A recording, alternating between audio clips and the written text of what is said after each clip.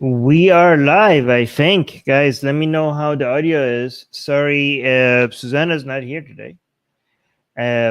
Sorry about that. That's because, well, I mean, she just couldn't make it. Oh, let me. So it's just me, but it's okay. You guys love me, so that should be fine. Sorry about that.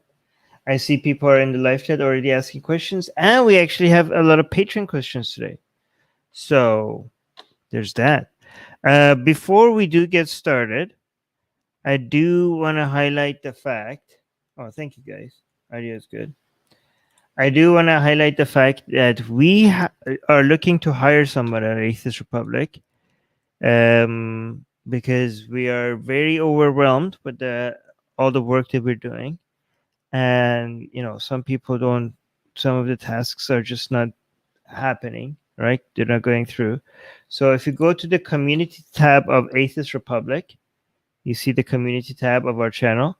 You can see that there's a post there that says we are looking to hire someone at Atheist Republic who can do video editing, cover design, podcast management, social media management, and general management. Please contact Susanna at atheistrepublic.com. So you will be able to find her email at the community tab of Atheist Republic in case you're interested. Yeah, so there's that. Just wanted to get that out of the way. Thank you to all the patrons who make it possible for us to be able to hire somebody, because we really need it. We're extremely overwhelmed with the amount of work that is involved. Anyways, let me actually bring this back to this video. All right, so before I see already we have, okay, so we have a lot of live chat questions already. But I need to first answer the Patreon questions, because if you guys don't know, if you're a patron at our Patreon account, you get to ask the questions ahead of time. So if you can't make it live and ask your questions live on air, as a patron, you could, ask your question at any, like, way before we go live. And even if you're not here live with us, your questions would be answered. Okay. So the first question, let me see. The first question is from Ian. Ian is asking why everything exists. Just very, just go. Just starting with a question that is just very simple. Not, yeah. Basically, asking me to come up with the answer for what people have been wondering about since Plato, or actually before, yeah. But okay, why everything exists? Okay, so first I I have some answers to this, obviously, because how could I not? But the best answer to this, I have multiple answers, okay? But the first answer is we don't know. Okay? We have no idea. Okay? So here's the thing. It actually also depends on why. What do you mean by why everything exists? Or like, is the question why is there something rather than nothing? Because that's how I'm interpreting it. Right? Music guy singing Iron. Is that what? Is that what you guys getting? So Ian is asking why everything exists. All right. So the way I want to answer this is, if we're answering the question, why is there? Okay, first of all, if there is anything, okay, then there should be everything, obviously, right? Well, because if you have the potential for being, then all things that are possible to be seems like they have to be, right? There's nothing if there's nothing prohibiting from something from being, then it has to be in one way or another, in this universe or another, right? So basically, our understanding of the world right now seems to be that the more harder question to ask would have been, how could there have been nothing, given that there could be something, right? Like, I think if you could, you can't, but if you could peek behind the veil in which is our perception, which is impossible because the veil that is our perception is also the tool of perception. Like, you can't remove the veil when the veil is the tool in which you perceive the universe, right? If you ever change the way we perceive the universe with another way to perceive the universe with another tool, another form of perception, you still can't get rid of the veil because now you're using a different tool, and that tool will become the veil. So removing the veil of perception is impossible because you need a tool to perceive the universe, and that tool will always become your veil.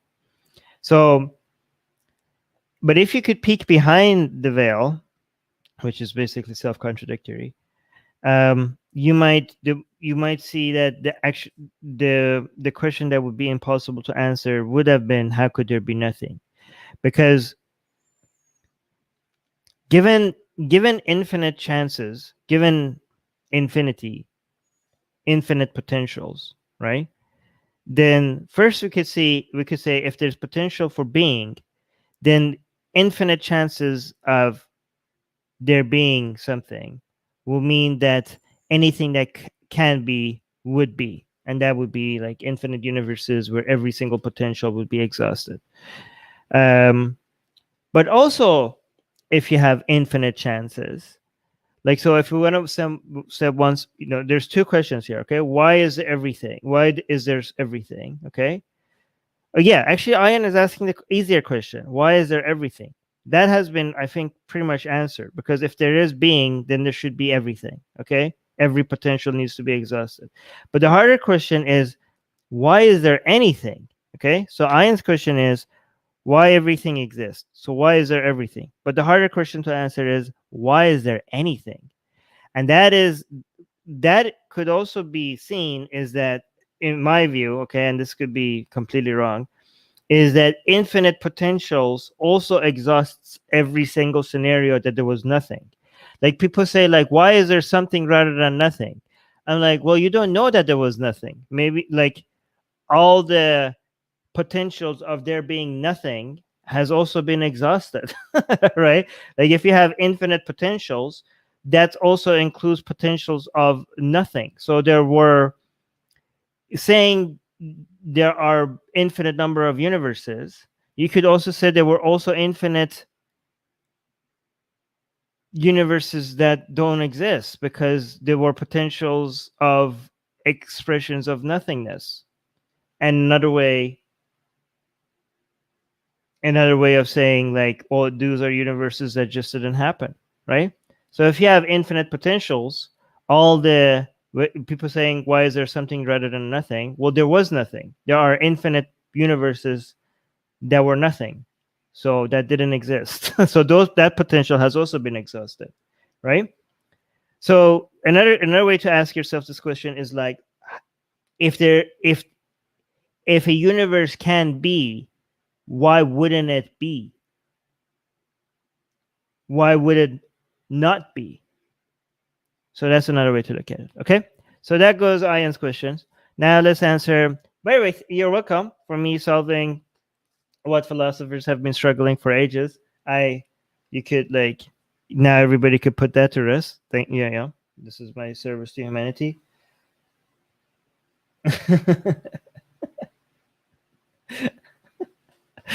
Okay, Anne is asking, another patron again. Thank you for patrons who are sending us questions ahead of time. Anne is asking, refresh my mind. Did you guys look at the claims that Spain was a progressive and enlightened paradise because of the Moors and Islam, and that the Spanish preferred the Moors to their own kings and queens, as Muslims frequently say? Okay, so there's a lot to unpack here.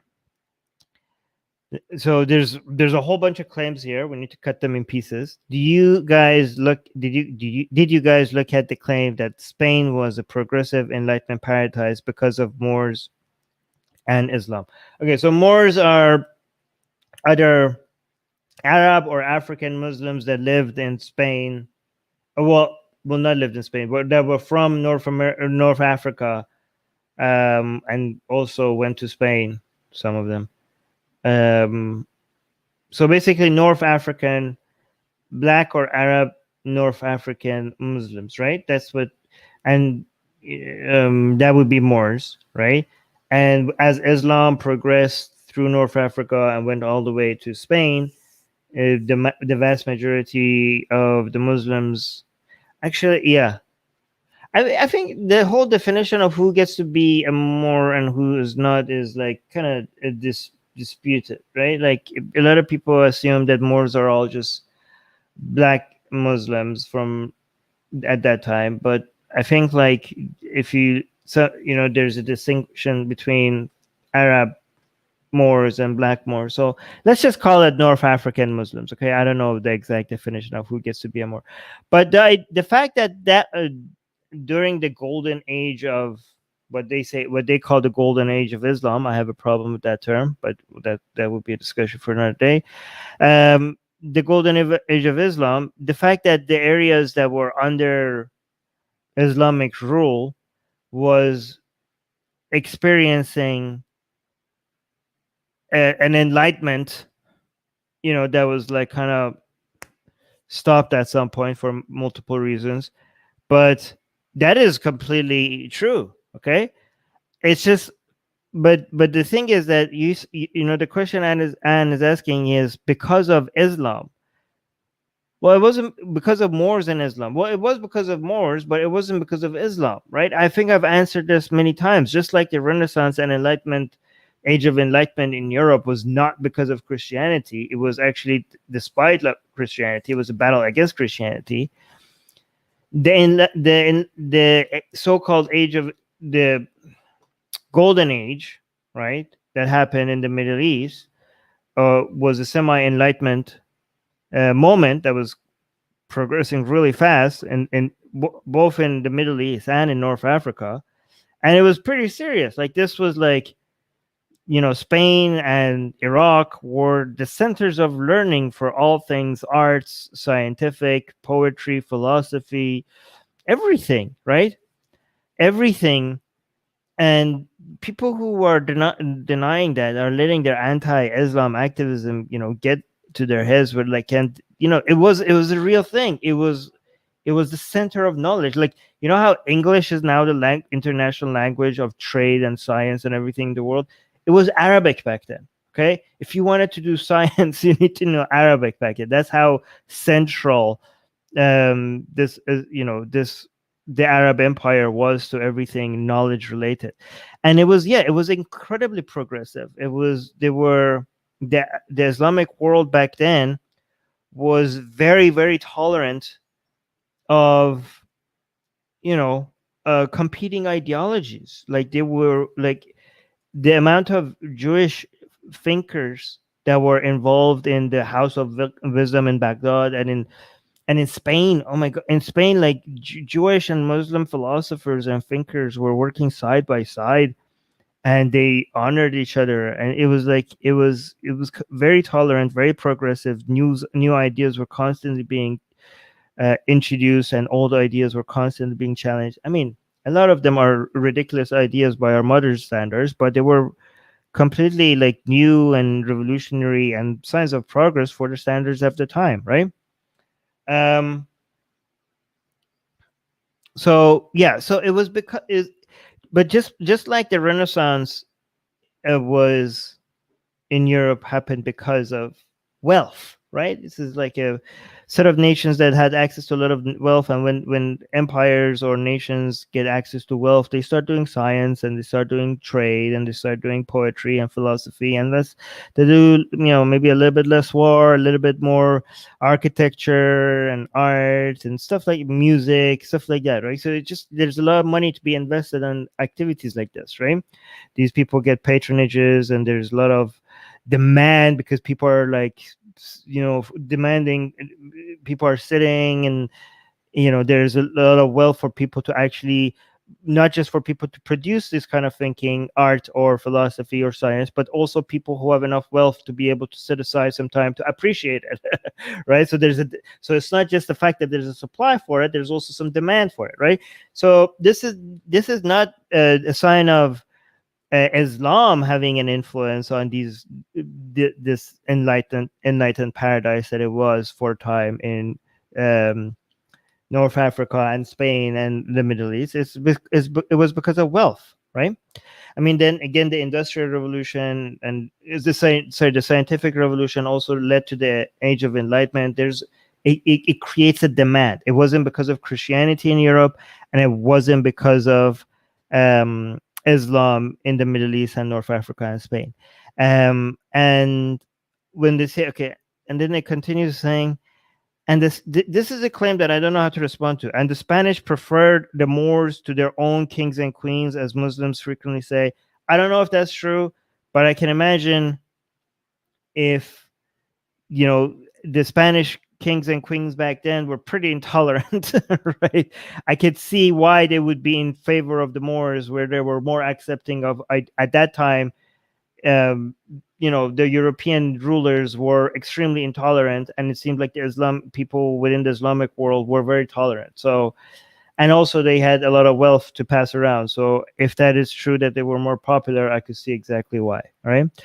I'm going to get to the live chat questions. Today we had a lot of patron questions. By the way, guys, if you want me to answer, if you want to become a patron so your questions get priority and so that you don't have to be live when I answer your questions, because consider becoming a patron. I'm just going through the patron questions and then I'm going to go through the live chat questions. Again, if you're a patron, then you don't have to, even if you can't make it live, your questions will be answered. Okay. So last patron question is from D. D saying, I was wondering if you were aware of the release of the new King James version, American Patriots Bible. According to the description, never has a version of the Bible targeted the spiritual needs of those who love our country more than American Patriots Bible. This extremely unique Bible shows how the history of the United States connects the people and events of the Bible to our lives in a modern world. The story of the United States is wonderfully woven into the teachings of the Bible. Honestly, I haven't heard of this Bible, but I could see why there would be a demand for a Bible like this, right? There's in United States, there's arguably a religion that is very much like Christianity, but has evolved, that is like a merger between Protestant Christianity and patriotic American patriotic sentiments, like, and history and culture. And I think like it's the idea of American patriots being like, I like Christianity and all, it's pretty good. I just don't like the fact that it's focusing on the Middle East, right? I'm a Christian and I love God and Jesus and all that, but I don't feel very special as an American when I read the Bible. I just think like it's a lot of like Middle Eastern people in the Bible. Too many Middle Eastern people in the Bible. This is America, and I just want this. I want God to focus. I want a God that loves America more than it loves Israel. Right? Like I want this land to be the Holy Land. I want the United States to be the Holy Land. Right? They don't say it like that, but I think there's a desire for people to be special. And if you're an American patriot, you want your God to also be a patriot, right? So Jesus just doesn't cut it. You have to make a new Jesus. You have to make a new Bible that is like a merger between Christianity and the Protestant religion. And I think there's a name for this. Yeah, I think I think the name of this religion, I don't know if this is the right name for it. It's called the American Civil Religion. Civil religion. I think that's what it's called. American Civil Religion. I don't know if this is like, I know there's a dispute whether you could call this a religion or not. Yeah, it's called the American Civil Religion. And it's very interesting. It's like well, okay. So the American civil religion is kind of different. It's the people. This is completely separate from Christianity. It's modeled after Christianity, but you can see that there's an attempt to make United States land, its Congress, its Senate, its Constitution, sacred. It's not just a country. Like you have nationalism, and then you have American nationalism. You have other people's nationalism, and American nationalism is like, yeah, my nationalism needs to be holy. It can't just be. It can't just be like this is a great country. It has to be like this is a country chosen by God. Okay, and you can see that in an attempt to turn sacred places of importance in United States history into sacred places, right? Like it's not. This is not just a Congress. This is like sacred ground. This is like a temple, you know. And like a law being passed is like a it's like a holy matter. It's like something holy that is happening, right? Um, and so this American civil religion by itself could be like separate, like inspired by Protestant Christianity, but not related to connected to Protestant Christianity. But then you have also separately from this American civil religion a whole bunch of Protestant Christians that don't want to go full on just focusing on the American civil religion, but they just want to add some dose of Americanism into their Christianity. And therefore I could see where they would want to recreate a Bible where it has like, I don't know, some emphasis on America as holy ground, right? And we, by the way, there's two. We already mentioned two ways that this manifests itself. This desire for God to make your land or your country or you as an American special. One of them was the American civil religion. Another one was just Christianity. Just you know, add a whole bunch of patriotic symbolism to Christianity and create a new Christian religion, a new way of expressing your Christianity. There's two more. Mormonism. Mormonism, they're like, we're not even gonna like just pretend that we're using American symbolism. We're just gonna create a new holy book, shamelessly just add a new holy book saying that no, Jesus just came to the United States. Yeah, just outright, right? Like we're not even gonna we're not even gonna hold back. Yeah. So Mormonism was basically an earlier attempt at this to make America special in Christianity. But the most recent version of this is like Q people. Okay, I'm not gonna say the full name because YouTube might like get triggered and lose its mind. But Q people have also their new cult is inspired by Christianity, the Satanic Panic, the Red Scare, and also American civil religion, and a whole bunch of other woo-woo stuff that I can't even mention because if I mention, YouTube might get like lose its mind. Anyways, we should go to the live chat question. Thank you so much for all the patrons who asked the questions. I hope you were satisfied with the answer. So thank you for the patrons. But now let's go to the live chat. I'm gonna go from the very top. Kurisu. Kurisu, I can't read. I don't know what's wrong with me. Kurisu is saying, have you listened? Hold on. Let me actually highlight to make sure everything is happening fine. Have you guys listened to Iron Maiden's latest track, The Writing on the Wall? Also, have you listened to Iron Maiden's tracks before? No, I have not. I am not into metal. I like metal people, but I'm not into the music. The people, for some reason, seem to be nicer than average people. I don't understand why, but that seems to be the case when it comes to people who are into metal.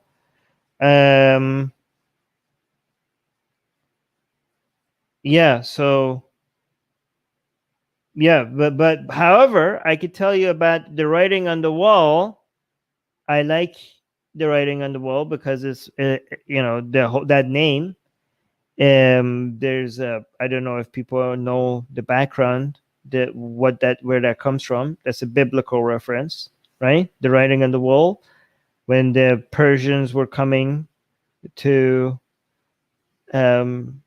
rescue the Jews in Babylon, the rulers of Babylon were desecrating temple, Jewish temple, artifacts, having dinner in stuff that's having food and wine in stuff that was supposed to be holy, as just as a way. By the way, none of this is historic, other than the Persians invading the Babylon. That's the only part that is historic, and basically freeing everybody, not just the Jews.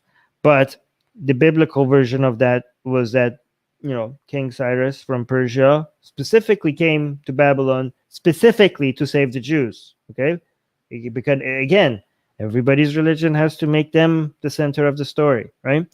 And Cyrus was contacted by Yahweh, even though that's not how Cyrus saw it. Cyrus probably thought that he was being contacted by Ahura Mazda. He told the Babylonians that he came here according to the orders of Marduk, which was their god, and the Jews went home thinking that he did this all because of the orders of Yahweh. So 3 different gods based on 3 different description of the same event. But the story in the Bible is that apparently a hand just showed up in midair and wrote on the wall that your ass is about to get invaded. To the rulers of Babylon. They were like, yeah. So there's a beautiful painting of this, by the way, which I saw in London Museum, which is free. If you're in London, this is the world's largest free museum, right? Like the best museums in the world are the Louvre Museum in Paris, the Hermitage Museum in St. Petersburg, and London's, is it called London's Museum? London's Museum in London, right? And only one of these 3 is free. So if you're in London and you don't go to London Museum, I don't know what you're doing, right? But again, that painting of the writing on the wall, where Yahweh is basically with the help of an angel or something, is warning. I don't know why you even need a warning. They're about to see that they're going to get invaded, so I don't see what the point of. But basically, why they were desecrating the Jewish stuff, they were the rulers of Babylon just got a warning, literally a hand writing on the wall saying that yes, Cyrus is coming and he's going to invade you and he's going to free the Jews. So that's where that term comes from. Did you guys who knew that this is a biblical reference? And the reason why I like this so much is because there's so many things involved, right? It's like early Mesopotamian history. It has the Persian Empire, and it has Jewish history. There are 3 gods involved, and all of this is like when you say the writing on the wall. People say the writing on the wall, and they don't know they're referring to the history and mythology of 3 different nations all at once. That's why I find that so interesting. All right.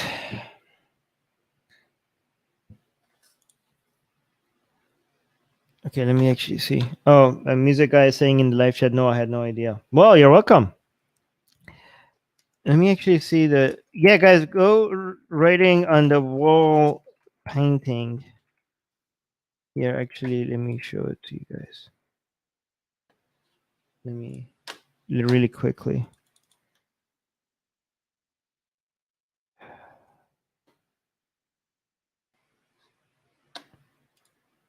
Yeah.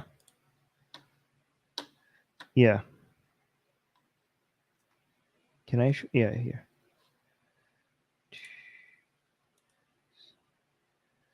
So here, this is the painting. You see, they're like eating. He's seeing the writing on the wall. This is an angel writing on the wall, and they're using. These are the Jewish stuff that they're desecrating. And he's like, "What the hell?" Just a random hand showing up and writing this on the wall. By the way, just I saw this painting in London Museum, and this writing was not correct Jewish. Like it's like whoever painted this is a beautiful painting and it's very historic and all, but whoever painted this didn't know how to write Hebrew, and so this is gibberish. just another interesting fact. All right.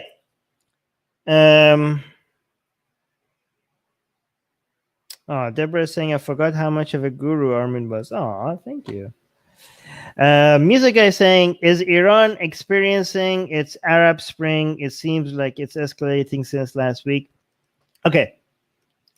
Well, I hope it's not an Arab Spring, because the Arab Spring ended up being an Arab winter, especially now with things in Tunisia, which was supposed to be the only success story from the Arab Spring, is now seeming like, I don't know, people are describing it as a coup. Some people are saying it's not a coup, but like the Arab Spring happened in Syria, in Egypt, in Libya, in Yemen, and in Bahrain.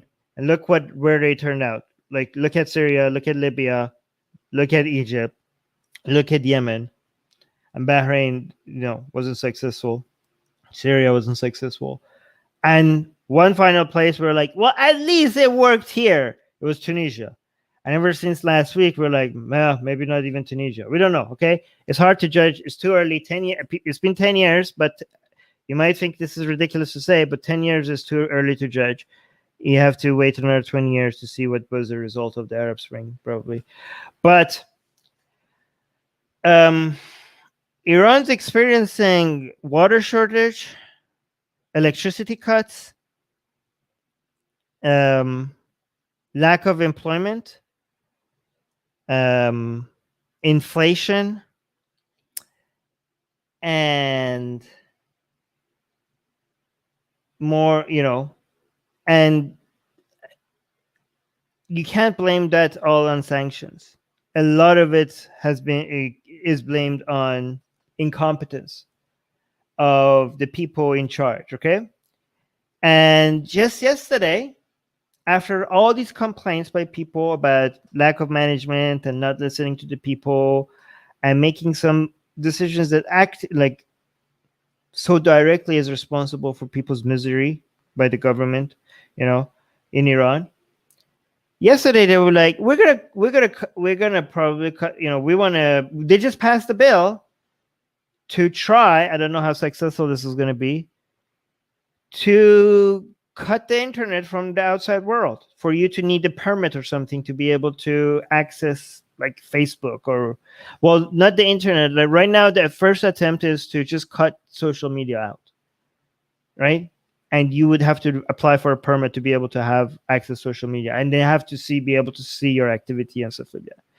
So this was the response to the, like, people are like, basically this government is like, how could we make these people's lives so much more miserable and make them even more angry? I don't know if people understand how much people's economies and trades and everything depends on the internet and social media. But it's just so hard to see how this could just continue. I know I'm not saying it's gonna, the protests in Iran is going to or not going to topple the government. Okay, I'm not making any predictions here right now, but it's just so hard to see, like, how can you you shouldn't be able to get away with this much,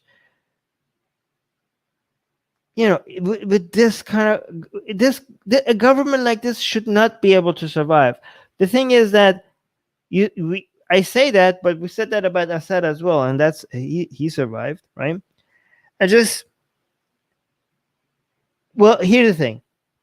What I could tell you is that there are people who say that the protests in Iran. I hope people have been seeing that there are more and more protests happening in Iran. It's picking up, right? It started in Khuzestan, and now it's like spreading to other cities. Even before that, people were doing strikes because of lack of, because of not getting paid. There were a lot of strikes in the oil industry and other places. And now people are like coming out in the streets and actively protesting against the government because of water outages. And everything is just getting worse. And the protests are getting more and more extreme. The anti-regime chants are getting more and more directed at Khamenei himself, the supreme leader.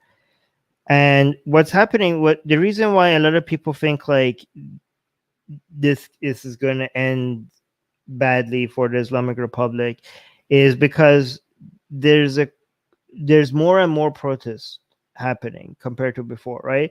Like it used to be like you see a protest once every decade, then quickly it turned into once every 2 years, and then quickly it turned into every year, and then quickly it turned into, every, it seems like it was turning into every month. But then the pandemic happened, and then it stopped, and then people were like, the reason why it stopped is because of the pandemic, and if you remove the pandemic element, it was accelerating, and now it's coming back, and it just seems like it's now becoming constant. And now what you were seeing in Iran is the protests that are happening in Iran right now. It's the longest continuous uh, nationwide protest that we have ever had, right? So, and the capacity for suppressing that by the government seems to be lowering, right?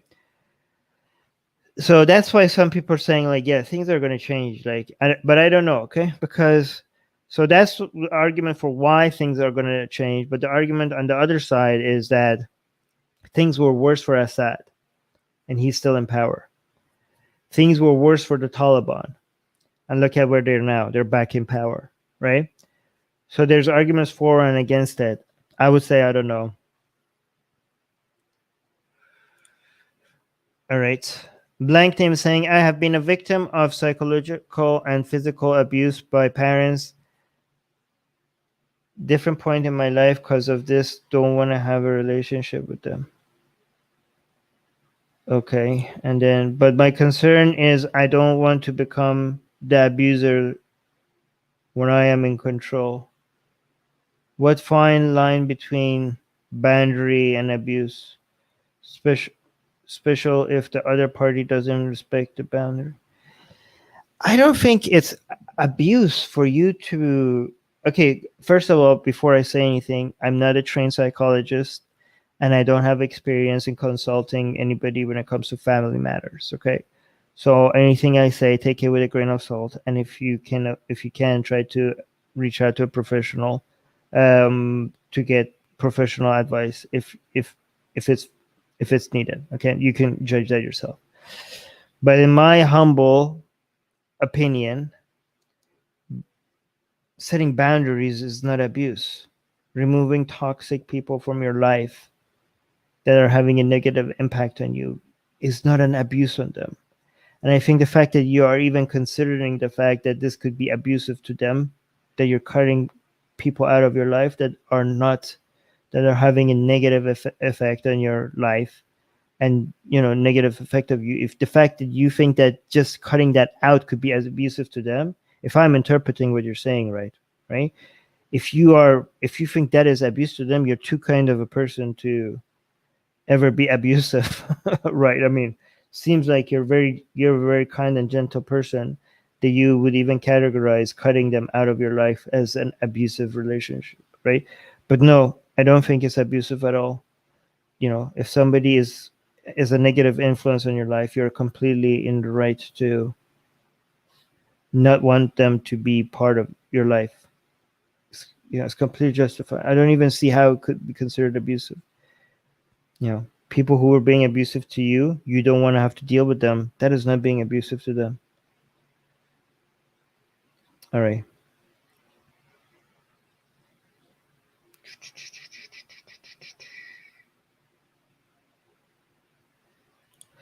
Blank name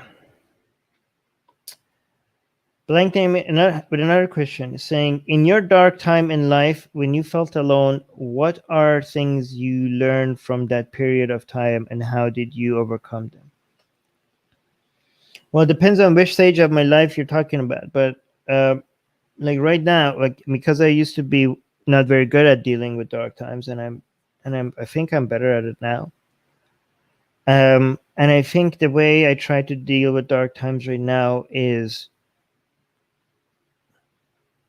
to lean into it, to be like, we're going into the belly of the dragon, let's go in. Like, okay, if this is about to if we're stepping into the dark, we might as well step in with our swords out. Right? Basically, it's kind of like, challenge accepted, give it to me kind of situation. That's how I try to deal with it, right? Try to think of it as the dragon that is coming at me. And I'm like, yeah, this looks like a pretty scary dragon. But what I say to myself is like, you look pretty big and scary, but I've slayed bigger dragons than you. Like, this too shall pass. You too will be defeated. I will be I will be feasting on your flesh once I'm done with you, dragon. That's how I deal with it. I see it as a challenge, and I'm like, here's an opportunity to build some resilience. Here's an opportunity to see what I'm made of. Here's an opportunity to see if I could become stronger than what I already am. Like, sometimes I feel like one way to look at it is like, it was about time. Life was getting a bit too easy. I needed a challenge right about now. I needed a challenge right about now. It was getting so too complacent. What is life if I don't have challenges, right? If it's just like too easy to go through, right? All right, here's an opportunity to just remind myself how I could deal with challenges, if this dark time happened a bit later, I might have become weak. I might have, if it didn't happen now, if I went through life another 10 years with no challenges, I might have become so pathetically weak that I wouldn't even know how to deal with challenges anymore. So it's a good thing. It's a good thing that this dark time is happening, just so that I could remind myself how to climb out of a dark hole once I fall into it. Right? Just getting my climbing skills back up. Right. So that's how I try to look at it. Yeah. Just basically, here you can say, what I say is like, bring it, challenge accepted. And like, another way to look at it is like, this looks pretty bad, but is this what's going to end me? Like, it's bad, but it's not bad. Like, come on, like, I've been through worse. I've been through worse, and I've survived, and I will survive this. That's how I think.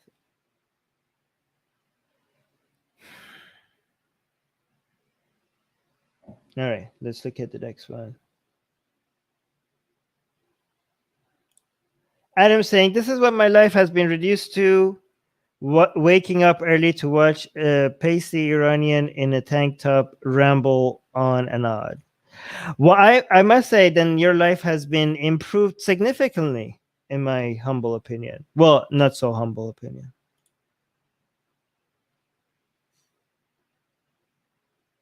Okay.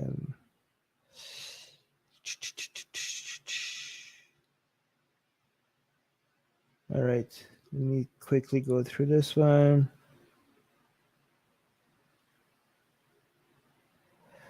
Who do you think would come out victorious in armed combat, Mr. Bean or Spartacus? I would say Spartacus.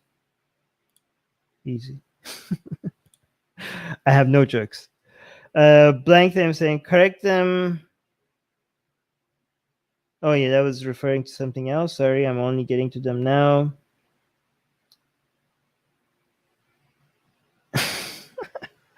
You guys are funny, but I'm only gonna try to highlight questions only.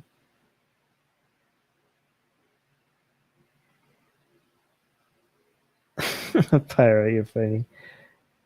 Ghost Bunny, what scares you the most about the world, and how do you combat that fear? Ooh, Ghost Bunny, we're gonna go into some dark places right now. This is gonna be a major mood kill. Are you guys sure you want me to answer this?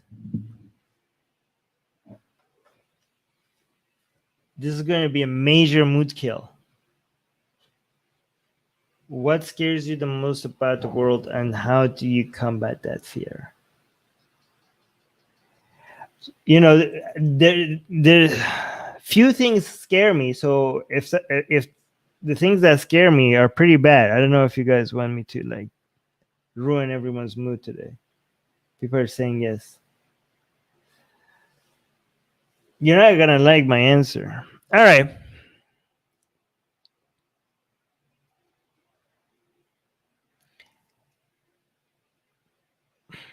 I saw a little kitten on the road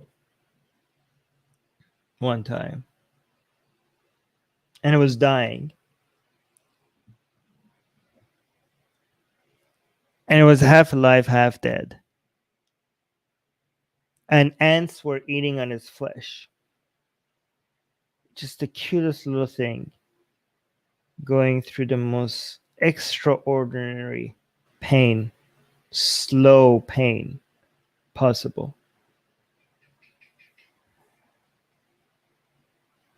And I was thinking, I was looking at it, and I was looking at a stone or rock nearby, and I was thinking of helping it just die.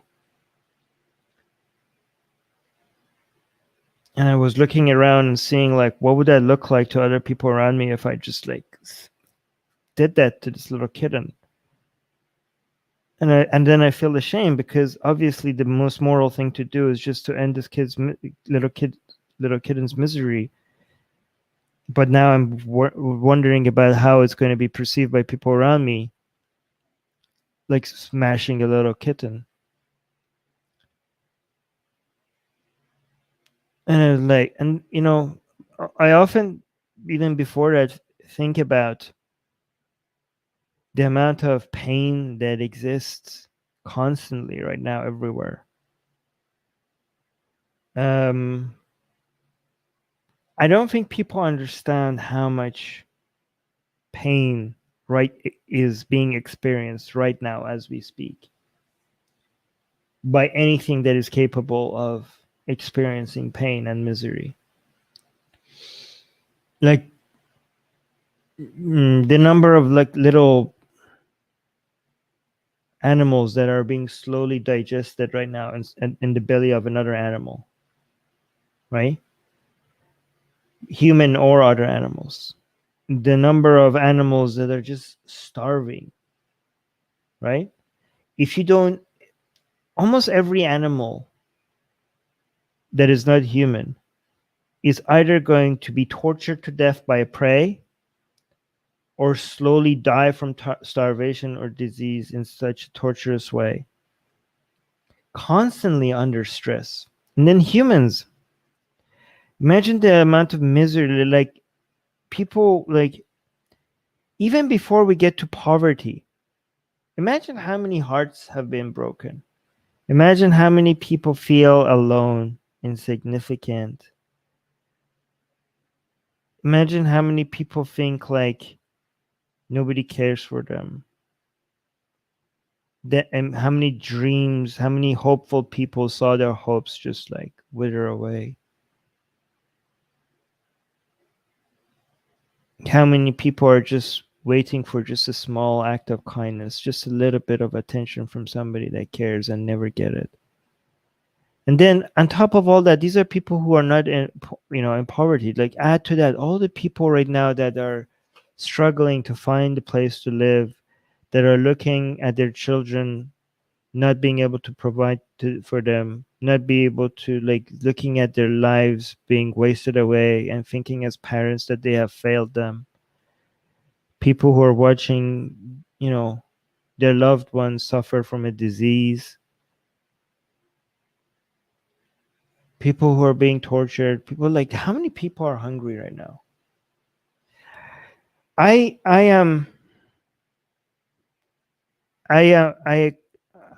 think there's so much, the amount of misery that exists in the world far exceeds, like, it's beyond measure, astronomically higher than the amount of happiness that exists right now around the world, right? But there are a very few number of us who live in this little heavenly bubbles, and I think a lot of you are in those heavenly bubbles, just just by the mere fact that you have internet and get to talk to the rest of other people online, means that you do live in some of those heavenly bubbles. And we are complete, and these bubbles are like floating in a hellish world. But somehow these bubbles are just communicating with each other while ignoring the hell that is just right outside of it. Like, I could just step outside, and if I look hard enough, I could find at least a creature within a few meters of me that is living a hell right now. Okay? There is something, Nick, close to you that is experiencing hell right now. But we are certain very lucky animals that are living within this bubbles of painless, and we're still not happy, by the way. We still think we have it tough. Like, we have such lucky lives. We have food, we have either heating or air conditioning, we have water, we have people who know us, who care for us, and somehow we still manage to be sad about life. But at the same time, we live in this heavenly bubbles, and when we communicate with each other while ignoring everything that is happening around us, completely ignorant of the hell that we're surrounded by. So that's what scares me. What scares me is that if I just just listen just a little bit carefully, if anybody listens just a little bit carefully and just looks, they will hear the universe screaming in pain. And that's what scares me. The fact that there's a constant scream of pain that exists in the background in this world that we live. And we have become so used to it that we don't hear it anymore. But if we just change the frequency just a little bit, the scream would be deafening. Anyways, that's what scares me.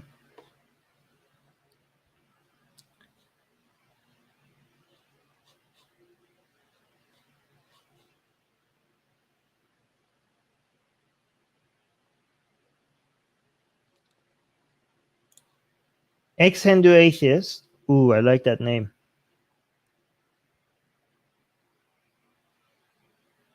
Okay, so Ex-Hindu Atheist saying, what is your take on recent fight between Desi ex-Muslims versus Hindutva going on in YouTube as well as in Twitter? Wait, what is that? Has there been a recent conflict? I don't know what you're referring to. Are you talking about the same conflict that I was involved in? Okay, so I mean, I'm just going to talk. I don't know if there's any recent conflict. However, I would just talk about the fact that I'm so proud of our community. I know that's a meme. Okay, I did that on purpose. Okay, I know that's a meme. Anyways, I'm so proud of the ex-Muslim community because they were being used by Hindutva to not just fight against Islam, but for promoting a lot of Hindutva anti-Muslim bigotry. And it showed a level of maturity from the ex-Muslim side to not let itself be used like that, except a few people, like I feel like Yasmin Muhammad, unfortunately, let herself get used by Hindutva. That's why they think like she's the good one, right? However, most people in the ex-Muslim community called out the bigots that a lot of the people, again, not all, but the bigots that they were, and they recognized that they were being used for some other agenda other than just calling out bad ideas. And we united with each other on our anti-Hinduism blasphemy, just to show that, you know what, we're against religion, not just Islam, right? So I was very proud that that most of us in the ex-Muslim community, I think we did the right thing, called it out. And it made Hindutva used to see ex-Muslims as a powerful weapon against Muslims, and they felt betrayed. And I'm so happy to just be able to collect their glorious, delicious, tears, because these are a lot of bigots who are promoting a whole bunch of ideas that was making lives miserable for a high number of people in India. Like entire groups of people were being demonized and targeted, and we were not going to let anybody use us like that. So so ex-Hindu atheist is saying this week. Well, I don't know what's happening this week. Somebody please educate me, because this seems pretty interesting. I want to go figure that. So if there's more recent fights between ex-Muslims and guys, why nobody gave me the memo? I thought I thought I'm like a 4-star general in this in this battle. So how come I wasn't called to to fight this fight? Anyways, but so ex-Hindu atheists, I don't know, maybe like email me at armin@atheistrepublic.com, because I want to know what's going on.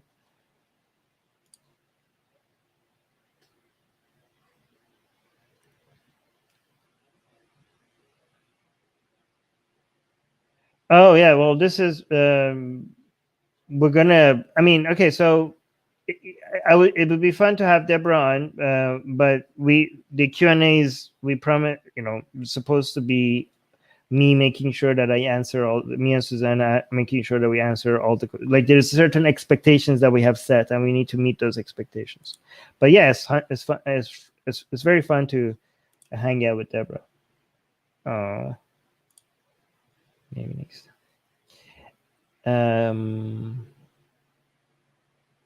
Whoa, Harry Sultan was threatened. Okay, I'm pretty sure he's gonna do a video on it then. So, okay, it jumped. I probably missed a whole bunch of questions.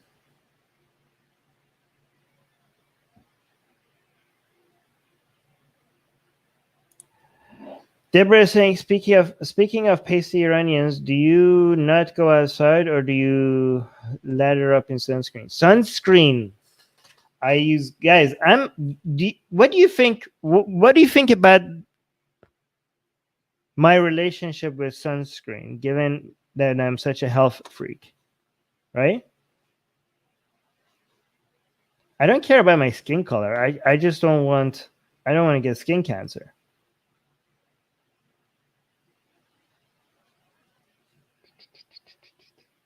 Okay, so that's a comment. That's not a question. That's a comment, not a question. That's a comment, not a question. So guys, make sure you tag Atheist Republic if you want me to notice your questions.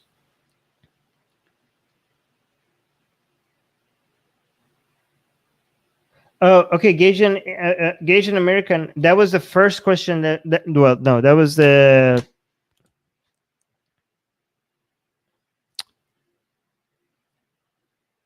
third question that we answered. So go back and watch that, because we addressed this question at the beginning.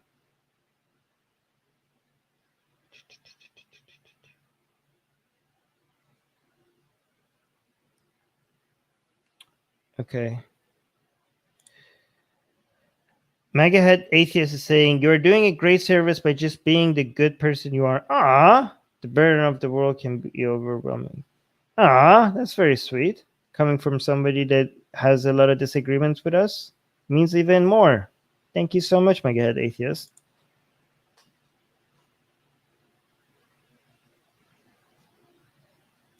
Blank name saying, I'm glad that we have the ability to ignore all the misery. Honestly, we would be paralyzed if we had to take in all that misery.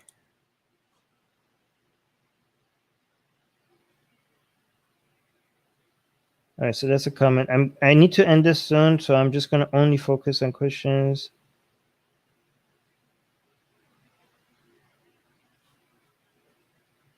Thank you, Ghost Bunny. That's very sweet. Okay, so I see two more questions, but then I'm gonna don't ask no more questions, please. I need to go. Blank Team saying, do you think children's rights are neglected as a teenager? Where do I find justice for violations of my bodily integrity, my right to think for myself? Okay, well, you should call the police if your bodily integrity has been violated. I don't know what you're referring to. Um, Depends on which where you are. I mean, of course. I mean, children's rights also. Every right is being neglected somewhere somehow. So it depends on where. And yes, children's rights are obviously way below. Of course, it's being neglected. Like which, when it comes to human rights, we're like children's rights, all women's rights, gay rights, trans rights, all sorts of rights. We are behind where we should be everywhere. So obviously, but where do you find justice? I mean, I don't know where country you are in, but but most countries, the police, uh, the justice system, the court, maybe filing a report. I don't know. Maybe you should seek legal advice. Seek legal advice. That's going to be. Oh yeah, seek legal advice. That's my number one suggestion.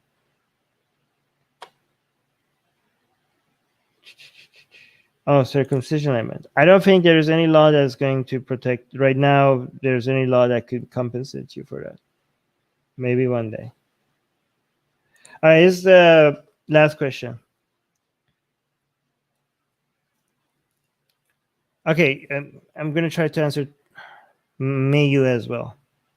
Oh, no, we already answered that. Oh, thank you, Mayu, for that information. Okay, but anyways, this is actually going to be the last question, okay? Sorry, guys.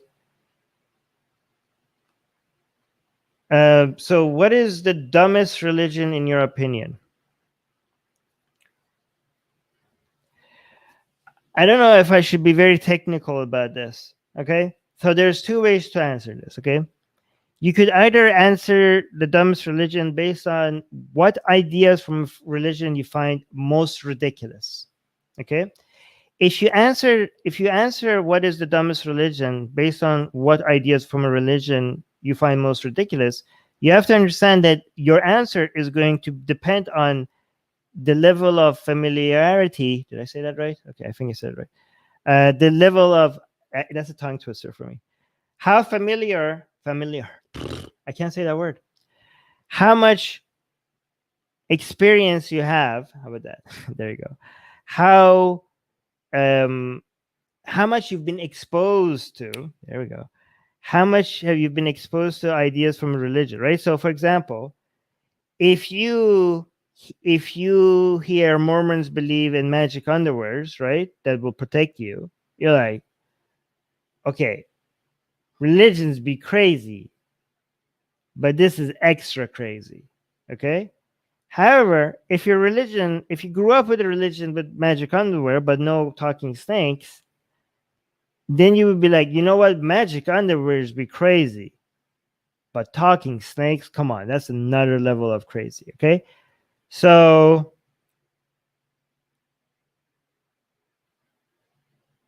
yeah, so it's not gonna. So which religion is the dumbest?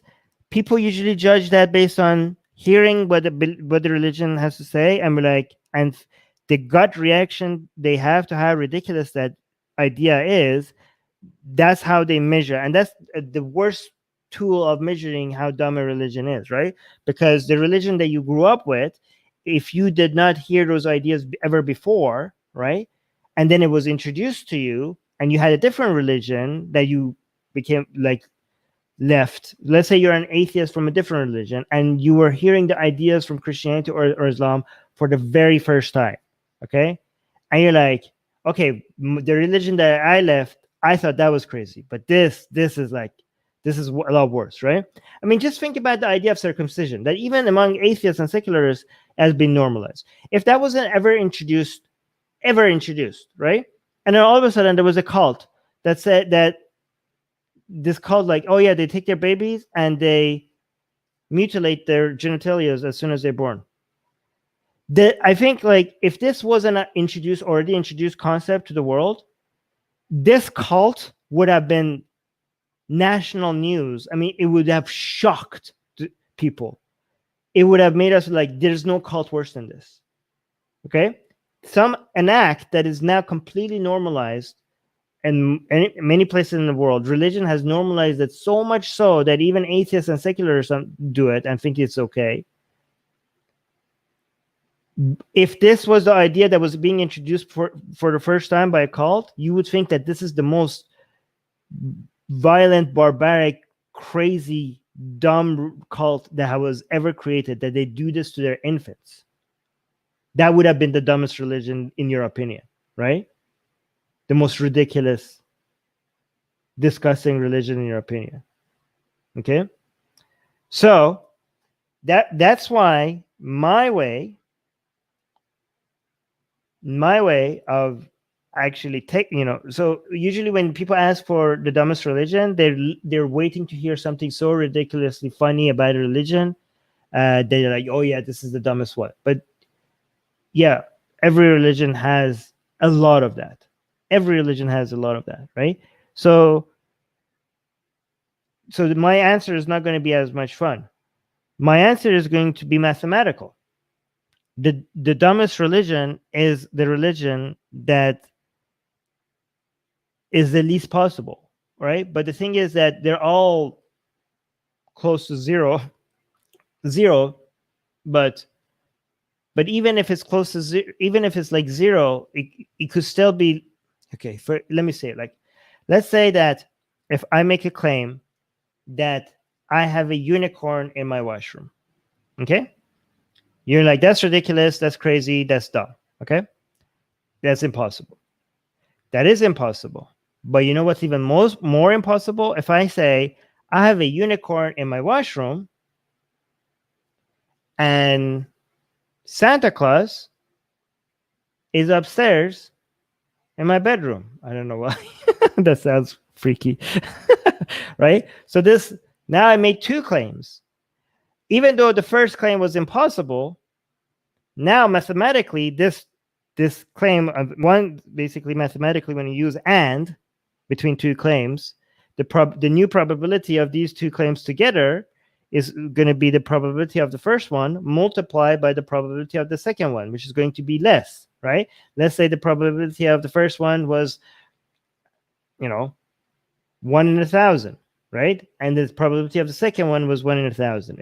It's not, it's much less, but let's just say the probability of a 1 in 1,000 thing, and then if the probability of the first one was 1 in 1,000 and the second one was 1 in 1,000, the probability of both of them being true is 1 in 1,000 times 1 in 1,000, which is going to be 1 in a million. So it's going to be extremely less, right? So if you want to think about it mathematically, the dumbest religion will be the religion that makes the claims of all the other religions and then some. Right? So, for example, you could say like, I don't know, the Q people, again, I'm not going to refer to them because YouTube doesn't like it when we refer to them. They believe in Christianity and all these other things. And then they have a whole bunch of other crazy beliefs on top of that. So that would be the dumbest, right? Like, for example, you could say that Mormonism is dumber than Christianity, not because their beliefs are more ridiculous, but because they already believe everything in Christianity and they have more ridiculous claims on top of that. So mathematically, it's going to be more improbable. Just the law. It's just the laws of math, right? So you guys are just going.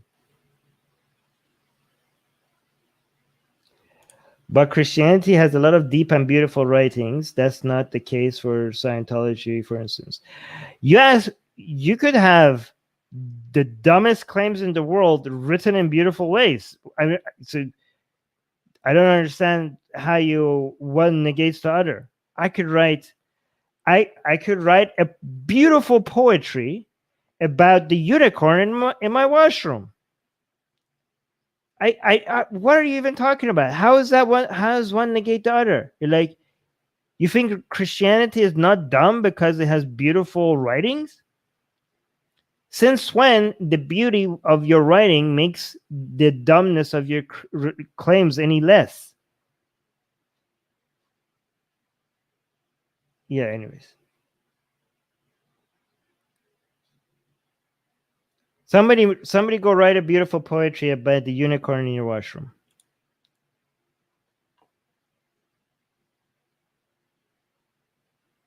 Yeah, so you're all over the place. You don't even know what you're asking. You're not talking about it being an art and assets. You ask about it being dumb. Yeah, Christianity is dumb. I don't care. Okay, Christianity.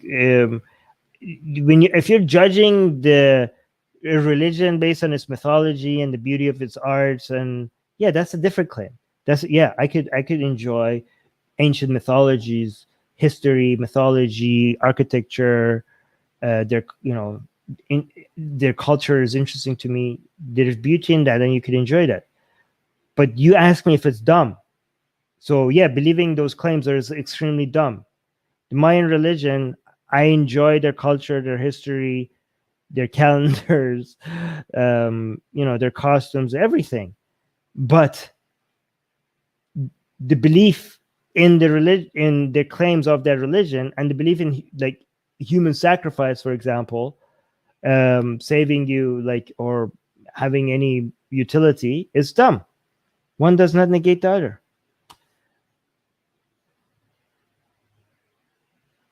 Anyways, the more clever you are, the better you could sell dumb ideas to highest number of people, right?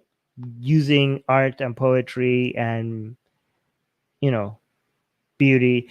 The trick is for us atheists to be able to enjoy the beauty without believing in the nonsense. But enjoying the beauty should not stop us for calling out nonsense when there is nonsense. Anyways, I have to go. I was supposed to finish this in 1 hour, but it's now been passed.